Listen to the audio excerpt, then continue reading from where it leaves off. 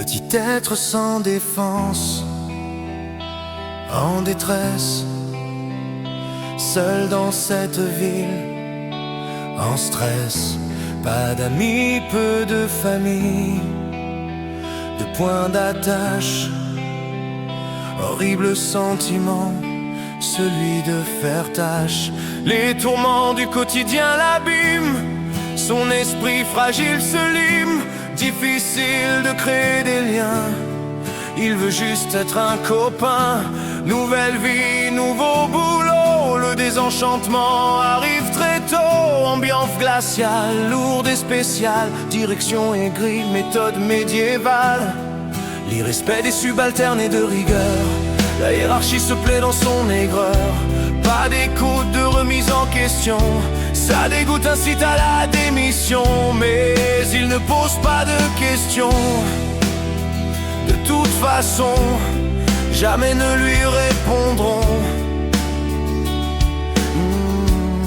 Chaque jour la boule au ventre, en se préparant, l'envie de rendre. Il a beau tout vérifier, la hiérarchie ne laisse rien passer. Spécialiste pour pinailler, le mépris est leur allié. Il travaille comme il peut à vive allure, ne se ménage pas pour ses enflures. Peu de pauses, les repas sont courts, le téléphone sonne, pas le choix, il court. Son repas refroidi, le client est parti, ses patrons s'en tapent le regard avec mépris.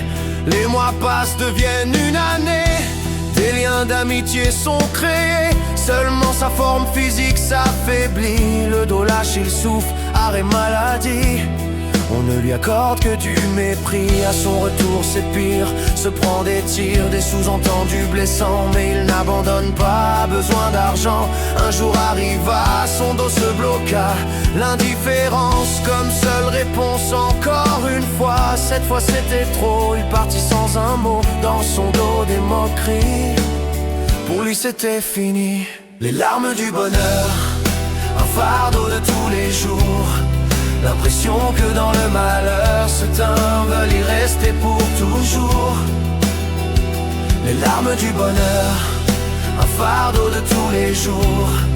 L'impression que dans le malheur, certains veulent y rester pour toujours. Licencié au chômage, son esprit enchaîne les dommages. Il sort avec ses nouveaux amis, parle, rigole, mais dans sa tête c'est le tournis. Il se sent si seul malgré le monde autour.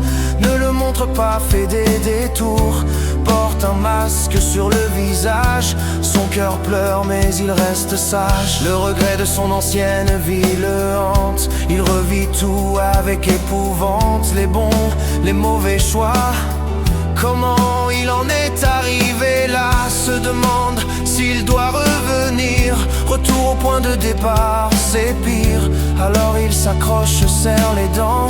Il le sait, sa vie est différente maintenant. Jamais ne se confie à ses parents, leur dit qu'il va bien, il ment. Va les voir de temps en temps, pour se réconforter se met à écrire. La musique comme exutoire face au pire.